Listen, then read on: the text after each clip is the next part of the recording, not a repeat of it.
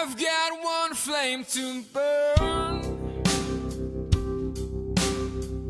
one race that I can say I ran. Hey, good morning, everybody, and welcome to the 21047.com podcast. My name is Keith Cartwright.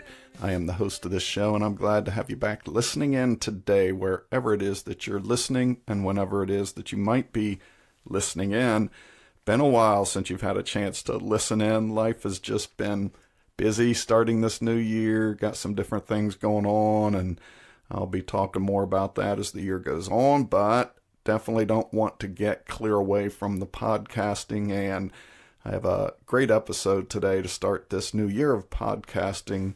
Fella I met online, and I'll talk a little bit more about him here in a second, but just want to update you a little bit on my running life. A lot of this is about running, and so right now running a lot, trying to prepare for the Land Between the Lakes ultra marathon in Great River, Kentucky, I believe. So beautiful trail, it looks like an 11-mile loop.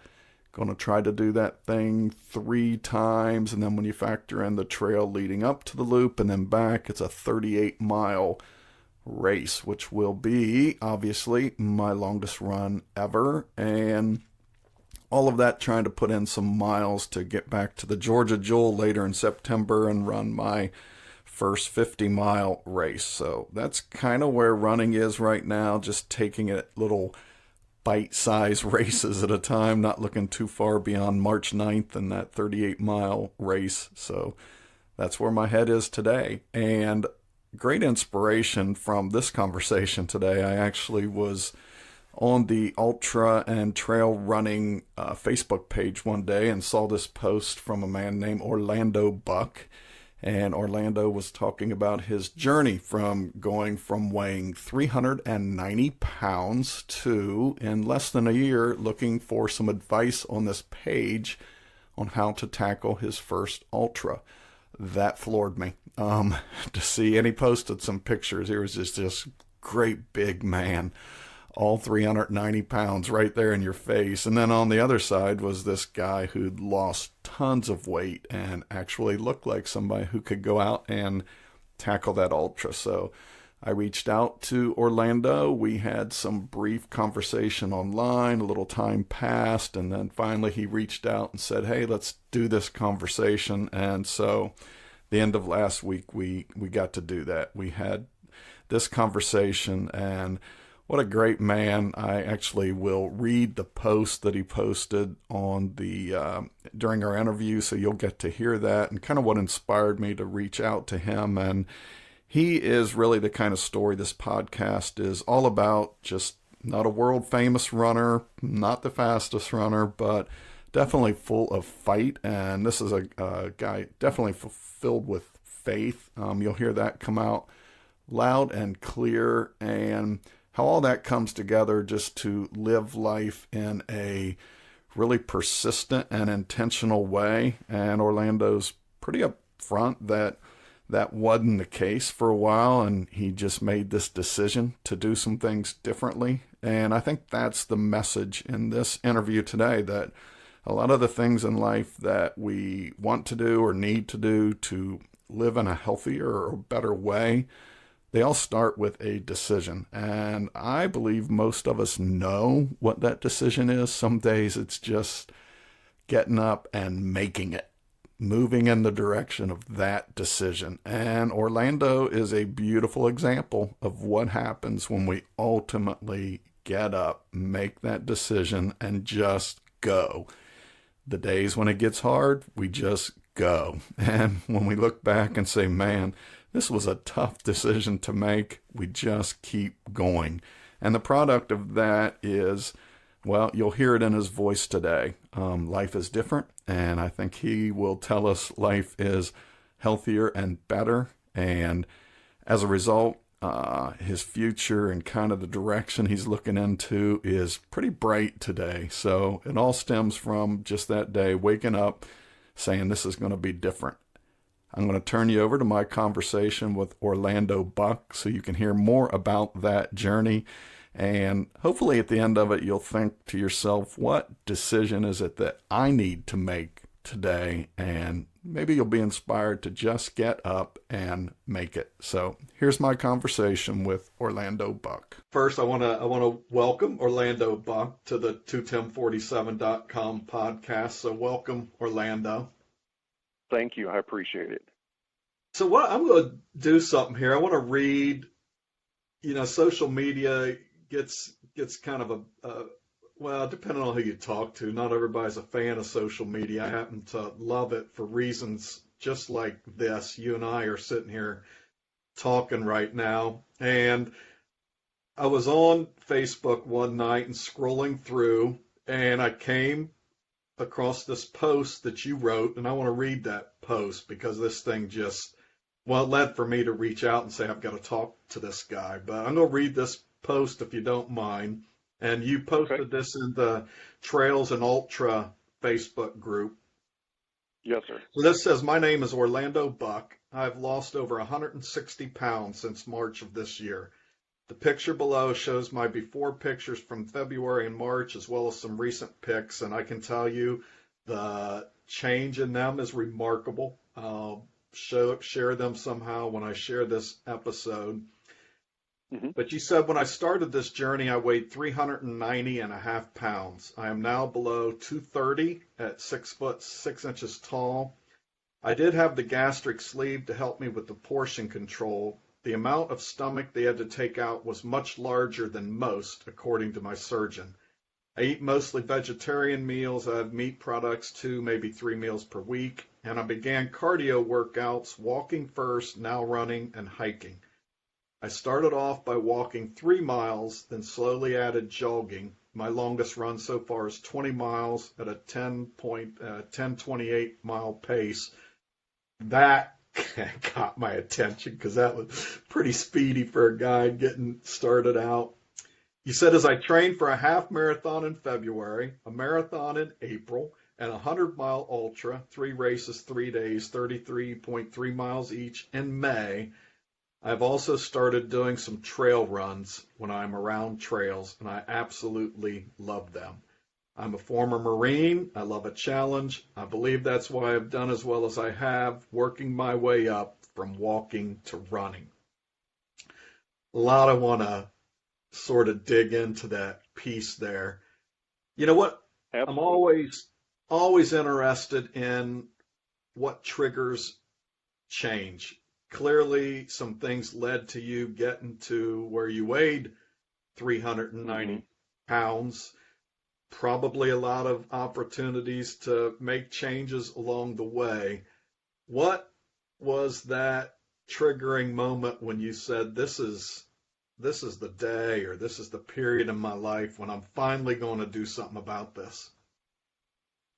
Well, there was a lot, I'll say that. There was a lot that built up over years. I mentioned in that post I'm a former Marine. While I was in the Marine Corps, I ended up having to have my lower spine fused together.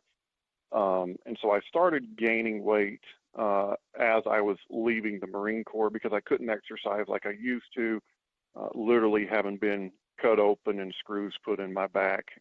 They cut me open through my belly, and I had to walk with a cane for about a year or so just to get balance. And my back, anytime I tried to do any type of physical activity, it just would shut me down. Well, in the Marine Corps, I loved running and would get out and run, 9 to 12 miles almost every day as a way to just release my thoughts and clear my head. I couldn't do that anymore, so I replaced eating or running with eating. And the pounds just slowly kept coming on. I'm a tall guy. In the Marine Corps, when I graduated boot camp, I was 215 pounds. My average weight was about 230 while I was in the Marine Corps. When I got out, I was about 250, 255. So I've always been a big guy, but the weight just really started packing on quickly. One of the next big events was my wife and I. We have a 13-year-old. She was born 15 weeks premature. £1 3 ounces. Was in the hospital in the NICU for just over 4 months. And you know, when you're in the hospital that long, you're eating, and you're not eating the healthiest. So I put on some more weight through that and got it at that point, that was in 2005, up to about 330 pounds. Kind of fluctuated between 330 and 360 over the next however many years. And then it started creeping up again, I would say, in 2015, 16. this is 2019. January of 2017, my youngest son had just turned 16 years old, and been 16 about a month, and was in a horrific car accident. T-boned on the highway going at 62 miles an hour is how hard he was hit. Couple of brain bleeds, ended up in the ICU in a coma. The doctors told us, based off of the damage and the amount of bleeding and stuff they saw, that he would probably be in a coma for a year, 3 months to a year. And that when he did wake up, he would have no control over his body, that, you know, we would have to retrain everything. At this point, I'm a pastor. I'm trying to remain faithful and lead my congregation the way God wants me to lead. And then boom, this comes out of left field. And I remember sitting in the hotel room one night. Actually, it was the Thursday night we found out how severe everything was. The doctors were hoping that he was going to wake up, and he just didn't. So the day they told us how severe everything was, which was about 4 days after his accident, I went back to the hotel room, and I just remember sitting there praying, God, what have I done? Have I not been faithful enough? Am I not doing what you want me to do? Lord, why would you, why would you allow this to happen in my life? And I thought back to Abraham and Isaac, and how God had asked Abraham to trust him with Isaac, to put him on the altar and get, God's basically saying, give me your son. And Abraham didn't ask questions. I'm sure he worried. It was a long journey out to that mountain, and then him and Abraham walking up to that altar, and, Isaac finally asking, Dad, where's the sacrifice? And Abraham going, God will provide this sacrifice. God's going to provide. And as I sat there and was talking with God that night, I sat there and said, God, I don't know what your plans are, but here's my son. And if he never wakes up, I know it's because you have a plan. If he wakes up and he's never himself again, I know it's because you have a plan. If you heal him completely, it's because you have a plan. And I call that my Abraham moment, where I just literally put him on the altar, said, God, here he is, work in him and use him for your honor and your glory. That was a difficult point to come to, and the struggles didn't end there. I mean, you still have your ups and downs in the hospital, and when is he going to wake up? What's he going to be like? Well, miraculously, he did wake up after 3 weeks. When he woke up, he had no control over his body. He couldn't talk. He couldn't control his body. We sent him to the Children's Hospital up in Birmingham, and we spent the first 3 weeks there just trying to teach him how to prop up on an arm, because he couldn't even sit up on his own. And of course, the whole time we're trying to teach him how to use his legs, how to use his arms. We found out the left side of his body was paralyzed at that point. It was a tough journey. And I remember walking out of the hospital many days, and just thinking, wow, how hard this is. I had people ask me, Orlando, how were you guys able to get through this? What was this like? I'm like, it's a joy to watch your newborn child, your young baby, learn to feed themselves the first time, learn to crawl, learn to take those first steps, learn to say, I love you. To watch your 16-year-old have to learn to do that all over again was gut-wrenching. But God blessed. And after 6 weeks, we were in the Children's Hospital for 6 weeks, so 9 weeks total, 3 weeks in a coma, 6 weeks in rehab, he walked out of that hospital talking, singing. It was his doctors looked at us and said, Orlando, we can't describe what's happened. We have never had somebody come in as critical condition as he was, leave as fast as he has with as little medical attention as he needs. They said, we don't know how to describe it. I said, it's a miracle. And they're like, yeah, okay, that's one way to describe it. Absolutely. I said, listen, you guys practice medicine. I serve the one that perfected medicine. I said, so I know exactly what's going on here. But during that time period and the months that followed, I found myself putting on a lot of weight. When he was in the accident, I was about 360. By that fall, I was at 385.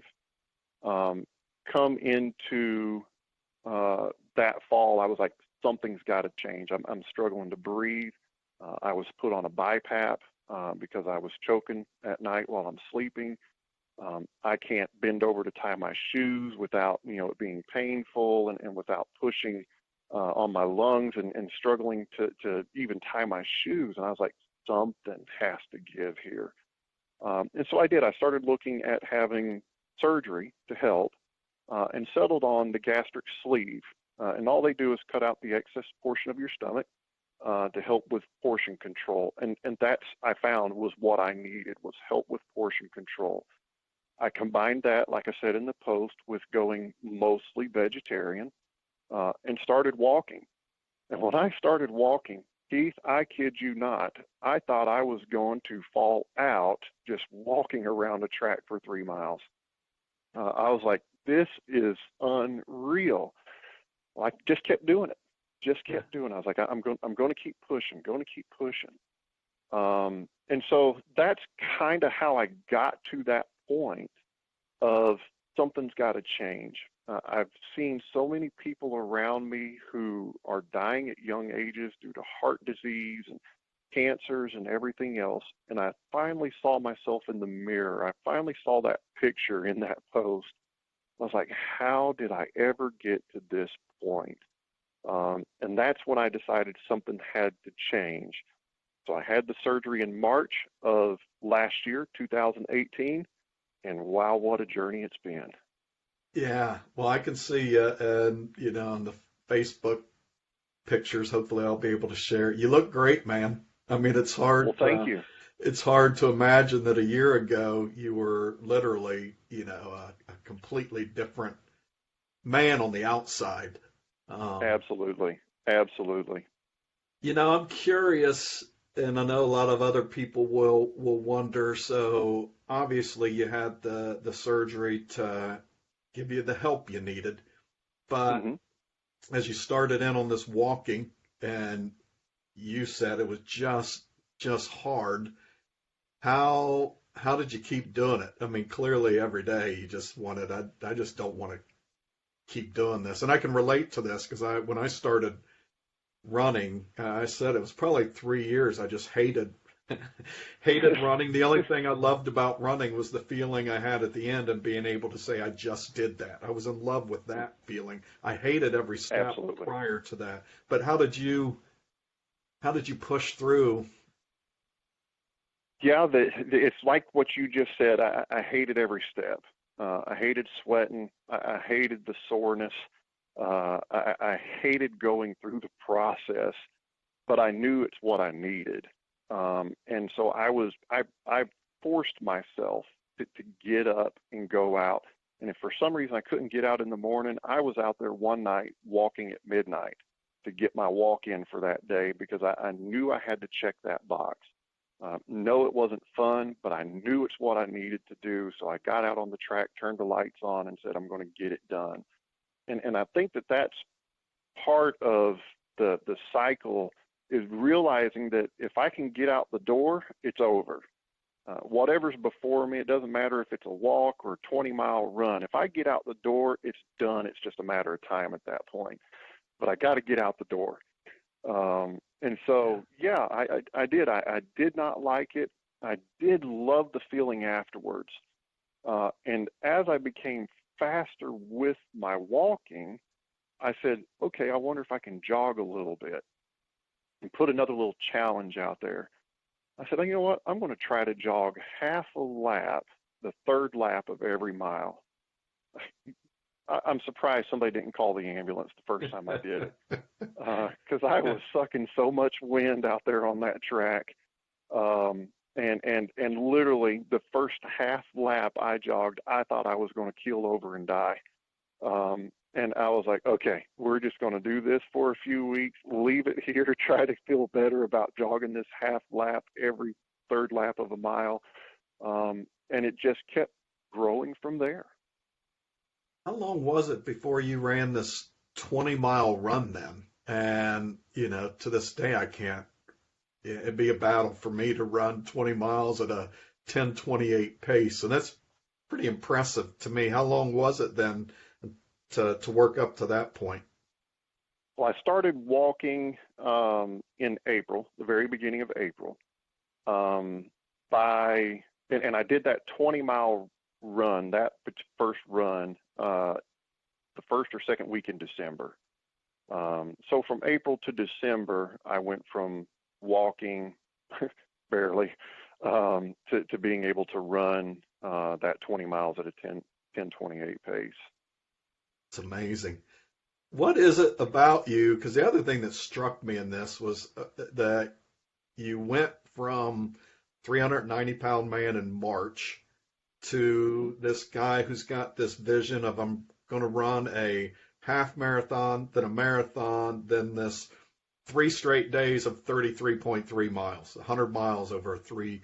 What about you went from where you were to that sort of goal, that sort of mindset?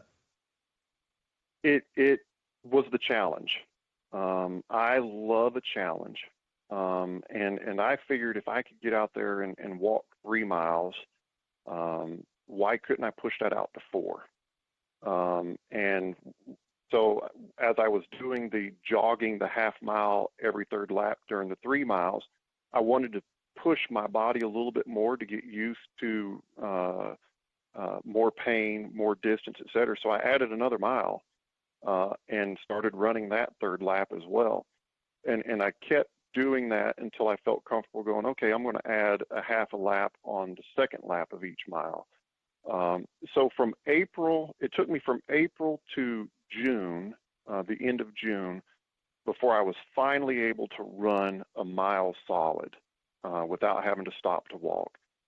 Once I hit that first mile, I got to 3 miles pretty quickly. It was in July I hit being able to run 3 miles straight through without having to stop. And then it was just the goals. I'm going to keep pushing, going to keep pushing, going to keep pushing. And so I was like, what's the best way to push myself? I was like, I'm going to sign up for some races. I mean, that's the only way I know how to do it, is to sign up for a race. Well, the first race I signed up for was a 10K. And I ran that in September. So July, I finally hit being able to run 3 miles straight. Did the 10K in the beginning of September, and I averaged 9:27, I believe it was. That's awesome. On that 10K. And I was like, well, what's next? I was like, how about a half marathon?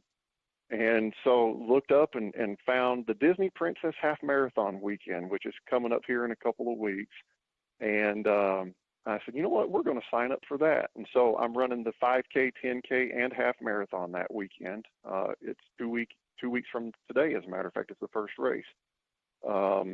And once I hit that 20-mile mark in December, I was like, well, I'm already blowing past a half marathon. I need another challenge. So I found a marathon to run. And that's in April up in Birmingham. And I'm excited about getting out and running my first marathon there. And then I'm like, I see all these people in the ultra running communities and everything, the rooms and stuff we're in. And I've been reading, Jarek's books and all these books by ultra runners. And I'm like, I bet I could do that. So I was like, okay, the best way to make yourself train for it is sign up for a race. And so I went ahead and signed up for the 100-mile ultra, that 3-day, 3-stage race, if you will, 33.3 miles just north of Atlanta, 33.3 up in Chattanooga, and 33.4 in North Alabama.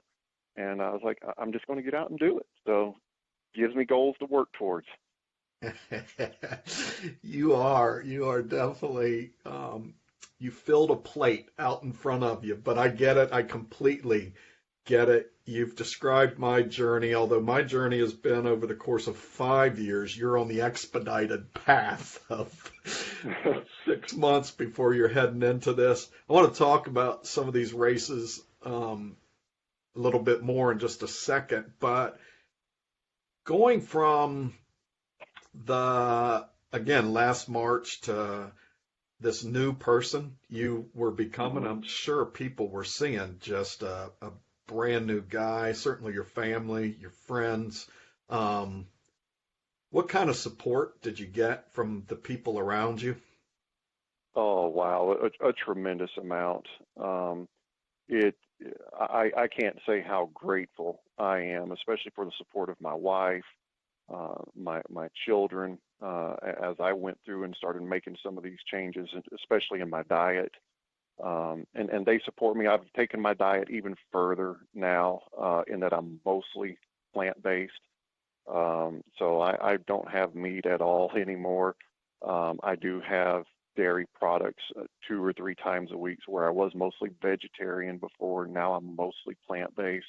And I feel I recover quicker from my runs, better clarity. It just helps me and my body more while I'm out on these runs. But yeah, I couldn't have done what I'm doing without the support of my wife and my family. They've encouraged me. My friends, as they started seeing the weight fall off, about the time I lost about 40 pounds, which was about a month after the surgery, they were like, "Wow, Orlando, are you losing weight?" I'm like, "Actually, yeah, I am. And here's how I'm doing it."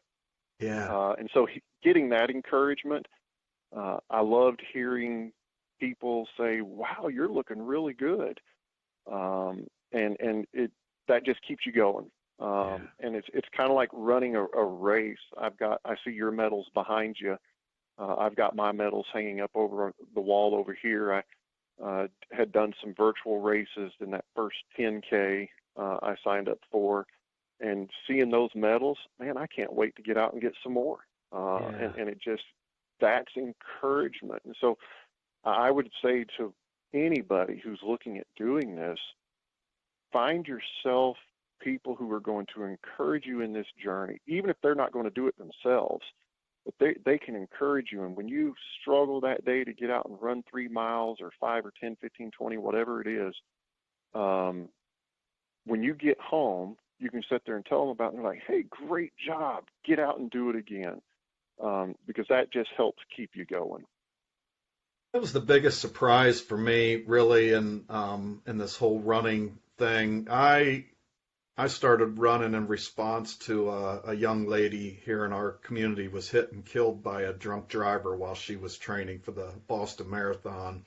Left behind 3 little kids and a husband, and it was just a really sad and tragic event in our small community here. So there was everybody on Facebook, there was this call to Run for Meg on Saturday, and about 100,000 people from around the country and the world came out and ran for her just because of this whole story going viral. So Wow. It was the first time I had run in a really long time, mainly because I hated runners. I hate when I say I hated runners, but that was part of it. I hated running. I hated anybody who did it. Hated those little stickers that were on the back of cars, the whole thing. But I have, and I say it all the time, I have found that I was so completely wrong about the running community. What a supportive bunch. I always thought, they just think they're better than everybody else because they run. And the reality is there's probably no group out there that I've ever been a part of that wants you to be better than everybody else and feel better. And I'll tell you what, I have found that and more in the ultra and trail community. I want to talk to you a little bit about that here in a minute, but Hmm. just I echo that. Anybody who's thinking about getting into the running, the biggest impact for me has been community. Here you and I are talking because I found you in this, one post in a running group. And I thought, man, this guy sounds incredible. I got to talk with him. You were gracious enough to say, sure, let's do it. I've seen this over and over and over. So Absolutely. tell me, what was the biggest change you felt personally? I mean, again, between March and all of a sudden you're out here walking, running, you're a man of faith. You've served as a pastor, you're into missionary work right now. I'm just curious from how you felt about yourself or just how you looked at life. What sort of difference occurred over that period? Well, and I'm glad you brought this up, because one of the things that caused me to want to change was, as a pastor at 390 pounds, I did not feel like I was living up to God's expectations. One of the biggest sins that we laugh off in the world today is gluttony. And as a pastor, I would be the first to tell you, man, I loved a great homecoming service and a meal afterwards, because I could sit down and eat some great food. And that's a compliment to all the people in the church that cook so good. Yeah. But it did not help my waistline at all. And which I'd sit there and get plate after plate after plate and joke about the fact that, oh, well, I've got to get a little bit of everybody's because I don't want anybody to be upset with me. And so we kind of laugh off this idea of being unhealthy. And I couldn't help but every time I looked at the Bible and what I was reading, God wanted me to submit myself to him, and he wanted me to be his temple. And I couldn't help but wonder, was God happy with the temple that I had provided him? And so part of this journey has been me growing closer to God, and me feeling that I'm being a good steward of the body that God has given me to be his temple. And so in that aspect, from a relational aspect with God, I know I have drawn closer to him. I know that through losing the weight, through becoming healthy, that the Holy Spirit is able to work in me in ways that he wasn't able to before. And I don't have to feel guilty about the food that I eat, and I don't have to feel guilty about what it is I'm doing. I just know that my body, who I am today, is where God would like for me to have been my whole adult life. I made choices. I wasn't there, and by no means am I trying to say that other people are wrong in what they're doing. We all have different body types and builds and things going on, but in my case, I wasn't doing what I needed to do. And so part of this journey has been growing closer to God, and feeling like I can provide that temple for the Holy Spirit to live in, and be in communication and relationship even stronger. Part of this journey has been me realizing I can do things I didn't think I could do anymore, especially after my back surgeries. After my back surgery, the pain has been so bad. I still have 3 more levels that need to be fused. And so they're saying 6 screws and 2 rods to get that in there. And for years, I wasn't able to exercise because of the back healing up and the bone growing and things like that. And finally, something this past year, with me starting to walk and push myself, it's like my back was like, hey, yeah, I'm okay with you doing this now. And so being able, for people who are saying, oh, I can't do this because I've got this injury or that injury, I'm there with you. I lived that life since 2000. When did I have my surgery? 2000 was when I had my surgery. So for 17 years, it was me saying, I can't because my back hurts too much, until I finally got out and just started doing something. And so realizing I could do something, walk, pushed me to say, can I do a little bit more, jog half a lap? And that just allowed me to keep pushing and pushing. I had to change the way I saw myself too. When I see those pictures that I posted on that post, it took me a long time to not see the big guy. As a matter of fact, sometimes when I step up to the mirror to brush my teeth and stuff, I still see that guy. But I can look now and see the physical changes that have taken place. So this has been a mental journey as well. Yeah. Realizing I don't have to be stuck in who I was before. I've become somebody physically totally new. And of course, the journey with food. I had to learn that food is for nutrition and fuel, not to sit there and chow down on Reese's and Snickers and sodas all day long. And I was doing that. I realized it had gotten me to that point where I was so unhealthy. My blood pressure was through the roof. Again, CPAP and everything else. Cholesterol levels were high. Just went and had blood work done last week. And they said, your blood work is fantastic. You are looking awesome on the inside. So coming through this journey with food and recognizing food for what it is for me, and that is nutrition and fuel to be able to exercise, so I can exercise to stay healthy, so I can be healthy and feel good about where I am in my relationship holistically with God. It all ties together. Yeah. No, and I can relate to everything you've just said. Over the course of some of these podcast interviews, there was like a 3 or 4 streak of episodes where, and it wasn't on purpose, I didn't seek out vegans and vegetarians. It just so happened as I was interviewing, and most of them were really long 100-mile, 200-mile runners. And I started, wondering about this whole diet thing because, like I said, all of them were either vegan or vegetarian.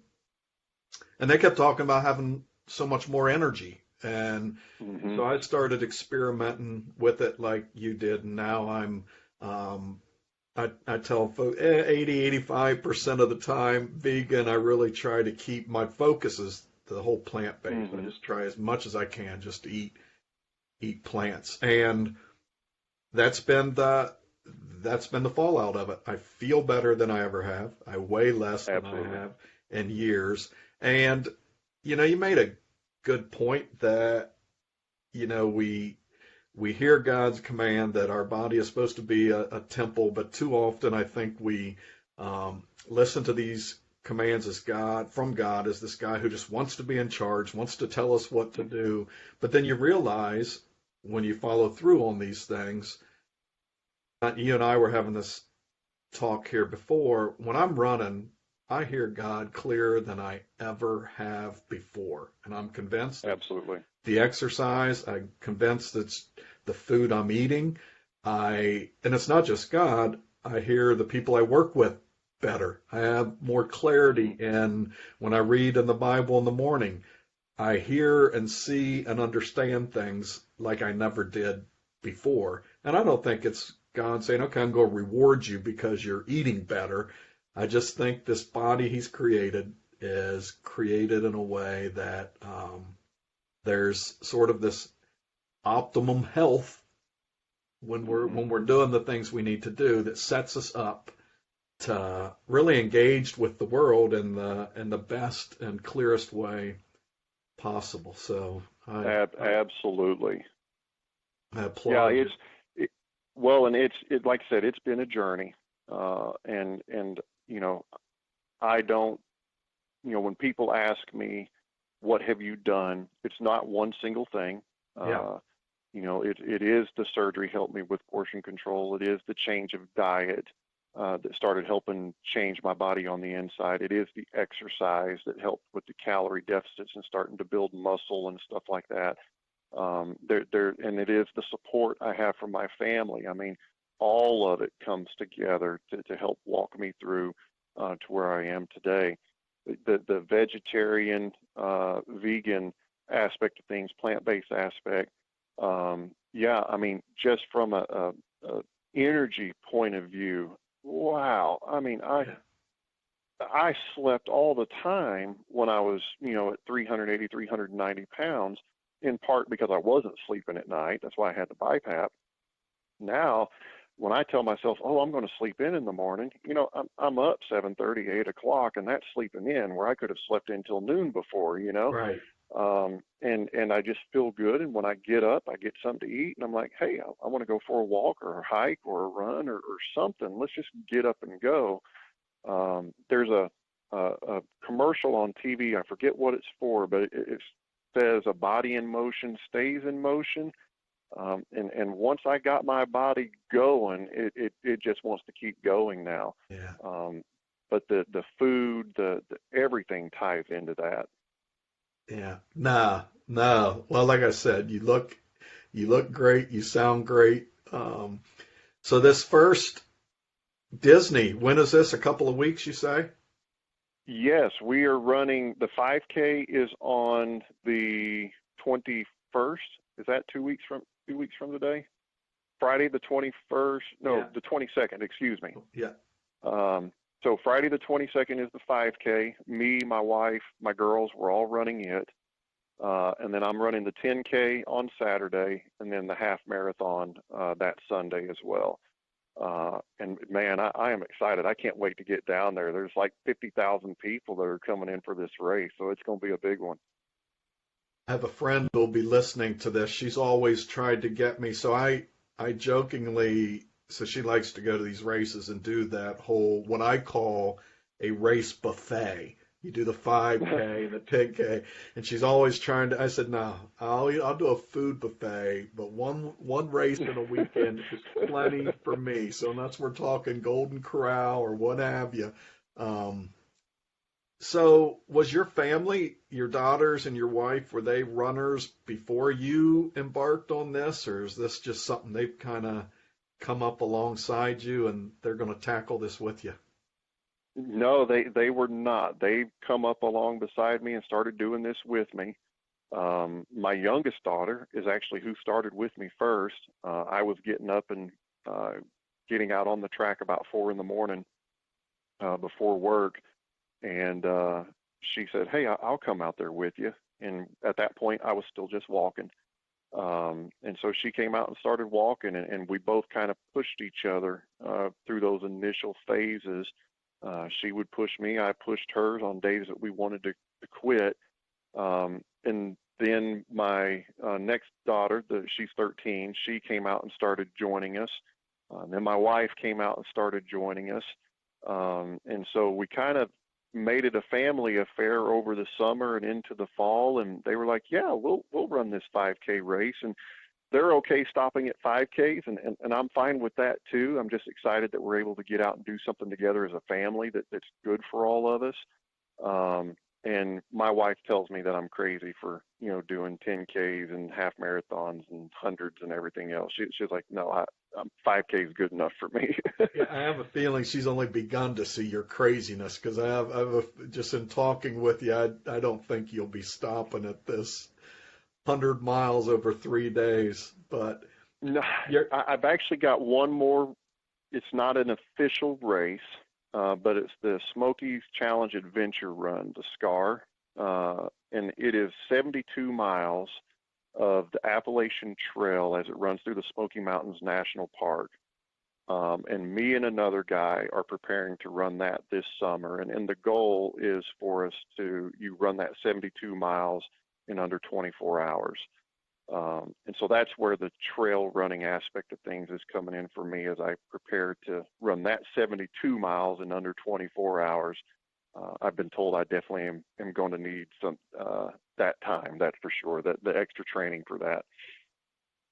Yeah, no, I've got it in the back of my mind. My long distance goal is to run a 100-mile race at some point. So it's out there a little bit. I'm going in March over to Illinois, and I've got a 38-mile trail race I'm going to tackle there. So that'll be my longest run at this point. What is it about the trails? I could hear sort of I experienced this same thing. What is it about the trails with you that just you were taken in by that?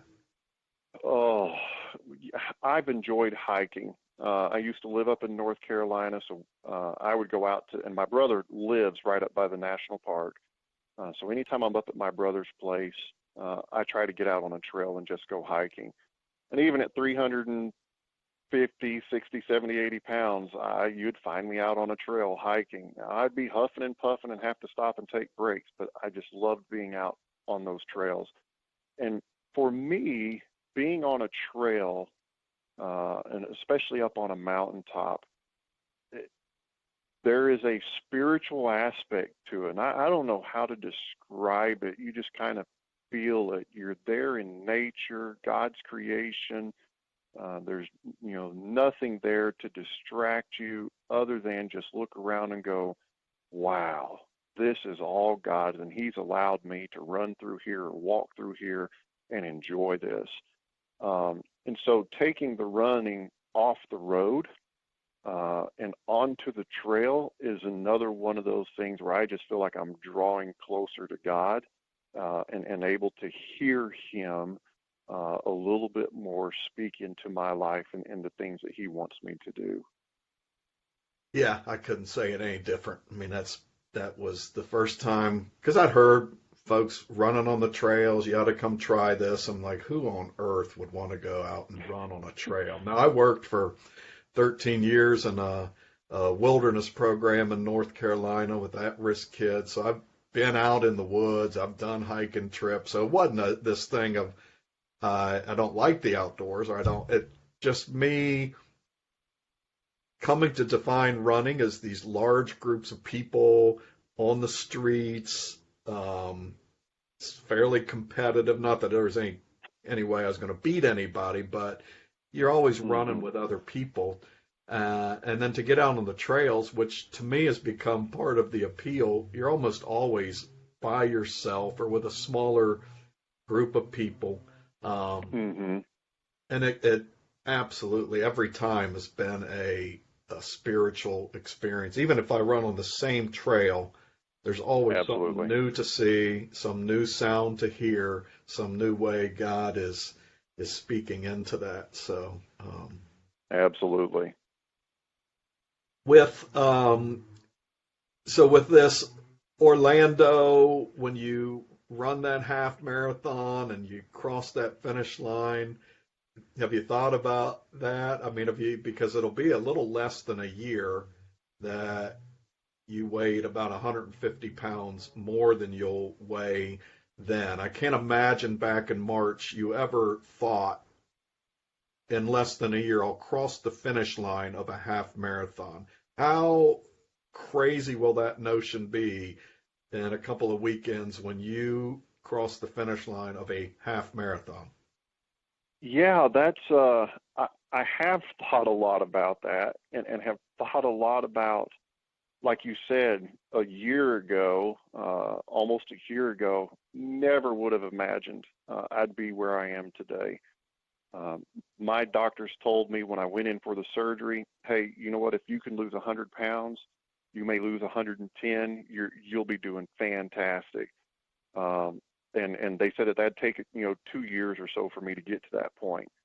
Well, I lost 160 pounds in about, I guess it was 9 months total, and they're just blown away at how well how fast that happened and how well I've done in that process. And so, yeah, in my mind, I kind of had myself pigeonholed at 100 pounds.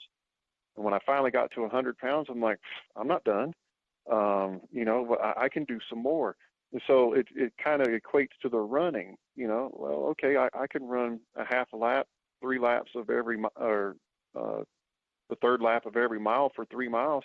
I'll push myself and do 2 half laps every mile.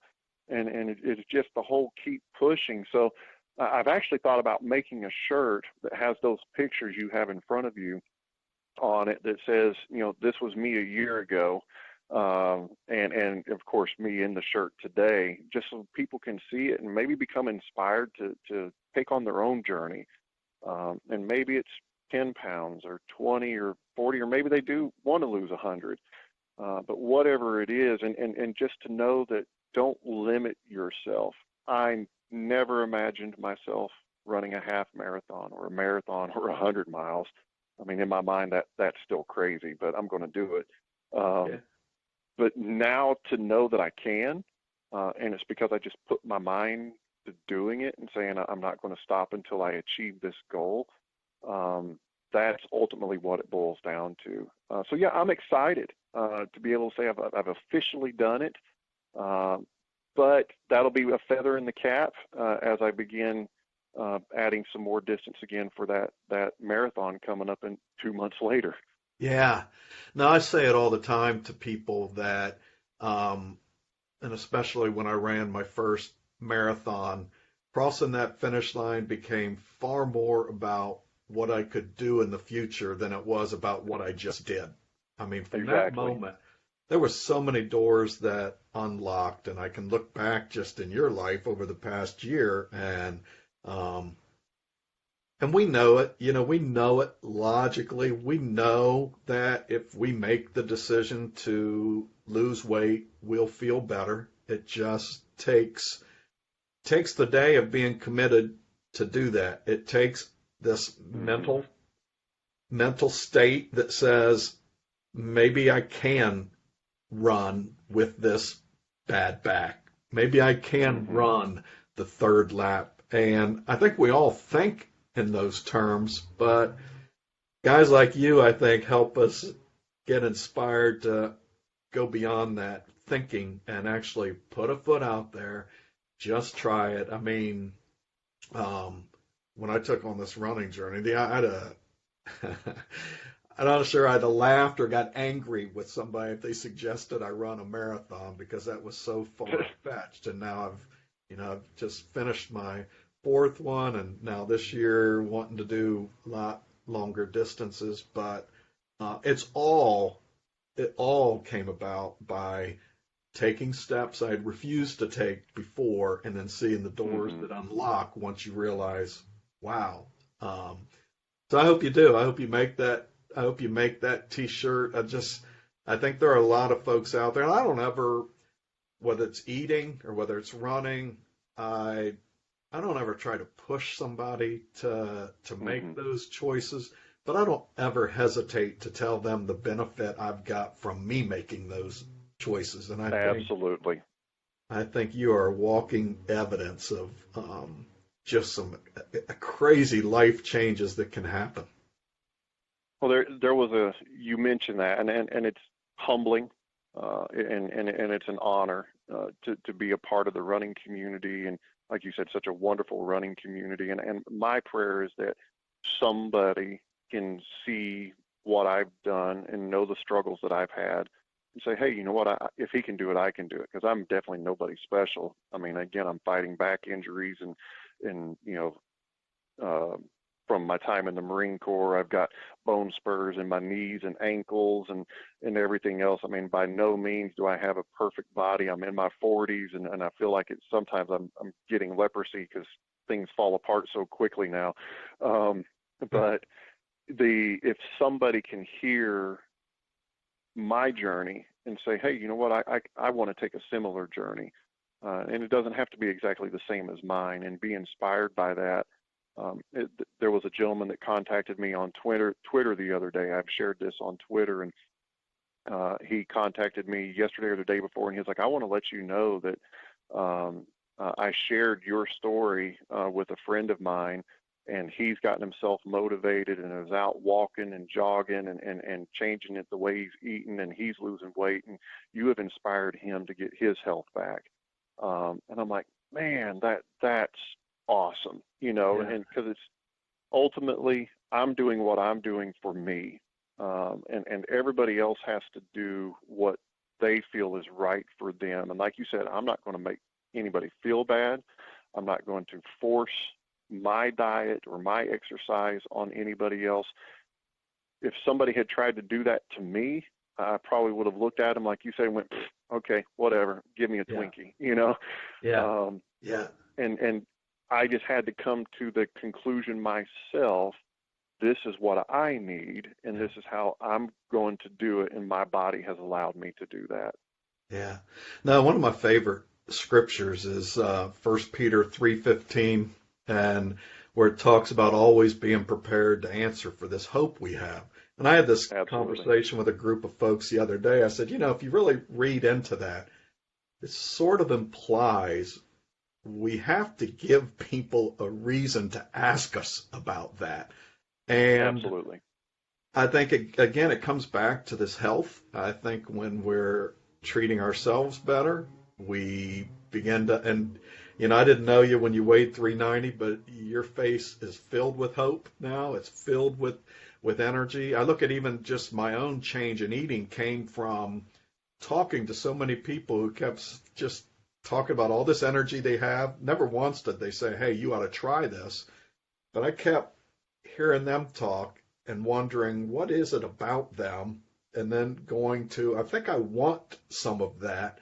And, I think anytime we can get in a role to help folks wonder about this thing we have, and then maybe take the step of saying, I want some of that, I think you're in a good position to trigger a lot of those questions, Orlando. So again, I'm inspired by your story.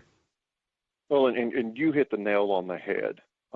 As a follower of Christ, if the world doesn't see something different in us, and I really feel that that's why the church, the global church, is struggling, and especially in America today, is because we have become Sunday morning Christians. We go to church, we'll read our Bible, we'll sing some songs, and then we leave Christ at the church as we go out into the world and do what we need to do the rest of the week. But that's not what Christ has called us to. He's called us to be a follower of his every day. And if the world doesn't look at us and see something different, physically, spiritually, emotionally, everything, the things we went through with our son, we were getting messages and cards literally from all over the world, 4 foreign countries and almost all 50 states. And people would come up and say, you have inspired us with your faith. We don't know if we could respond the same way if we had been in the same situation. Like, God has called me to trust him, and that's not always easy. Even as a pastor, I can imagine Peter stepping out of the boat onto the water. At first, it was probably pretty exciting, and then when you see the waves and everything else around you, that's when we start to take our eyes off of God and we start to sink. And I find myself in those moments, and I'm so grateful I have a Savior who's there to pick me up and pull me up out of the water and say, hey, let's try this again. But we have to be different. And if we're not, I would challenge the people out there who are faith-based and who say you are a follower of Christ. If other people don't recognize that in you, if other people don't see that fruit, challenge yourself and ask yourself, am I really following Christ the way he wants me to? And that's where true hope comes from. And if we as the church will live that hope and allow that light to shine through us, other people are going to be naturally attracted to it and want what we have. Yeah, no. Hey, man, and I've been talking about this in my work life a lot lately in terms of substance abuse and mental health challenges that, in this country right now, we have an epidemic of suicides. Suicides are higher than they have ever been. We have an epidemic of drug overdoses. They now outpace car crashes, which used to be such a big challenge. But what I say about both of those things is, yeah, there's a suicide epidemic, and yes, there's a substance abuse overdose epidemic. But at the root of them is a hopelessness epidemic. There are so many people who have lost hope, who are lonely, who are disconnected from people and communities. And these are just symptoms of that. And certainly as a church body, we have to see this as our calling to more than ever be able to provide hope and point to hope. Otherwise, it drives me nuts to see us tackling, and I want us tackling suicide, and I want us tackling overdoses. But when we do it without recognizing that there's something really far more tragic happening at the root of it, we're really missing the opportunity to change lives and impact lives the way we should. And I think the church needs to be at the forefront of that movement. So hopefully Absolutely. conversations like this will push some of that and guide some of that. Absolutely. And that's like you said, that's where hope comes from. I part of this health journey has been that I want to make sure that I can live as long as God wants me to live. Yeah. And while I'm living, I need to be able to share that hope. And I wasn't really doing a good job of that. You mentioned just a moment ago that there's kind of this hopelessness. And I had kind of reached that point myself with my weight, a hopelessness with my health and weight. And I've come to realize that my hope isn't found in food. It's found in God, and when I focus on Him completely. And yes, I was a pastor for almost 6 years and now a missionary. So we all struggle with this. We're all human, but focus on God and find your hope in Him, and He can work through any problems that we're having. Well, that's a great place to kind of wrap up this conversation. I'm grateful. I can't wait to follow you and your family here in a couple of weeks. That young girl who was up running. How old was your daughter that was getting up with you at 4 a.m. at first to go running? She had just turned 10. Today's her 11th birthday, so she had just turned 10. Yeah, wait till I tell my 10-year-old tonight at dinner. Nice. Yeah, tell him, hey, get up and go with me. Yeah, he loves his sleeping in, so I'm going to shame him with a young girl getting up and running with her dad at 4 a.m.